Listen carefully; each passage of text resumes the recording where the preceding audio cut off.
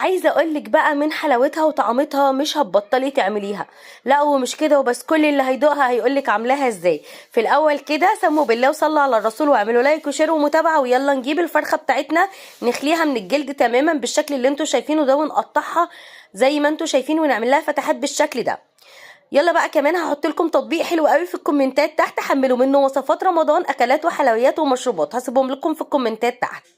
ولو انتوا في حتة تانية يبقى في الديسكريبشن او في البايو. هنجيب الخضار بتاعنا بطاطس وطماطم وفلفل اخضر ونقطعه بالشكل اللي انتوا شايفينه ده، ونفكك كده البصل من بعضه. وبعد كده هنجيب الصينيه بتاعتنا نحط فيها الفراخ، ونحط معلقتين من الكاتشب، معلقتين من الباربيكيو صوص، معلقتين من المستردة، معلقتين من تبس الرمان، ولو كمان عندك زبادي حطي معلقتين، فلفل اسود وملح وبهارات مشكله، وبصلايه كبيره مبشوره. وقلبت كل الكلام ده مع بعضه، وكمان جبت الخضار ما عملتش تتبيله كله منه فيه كده وقلبت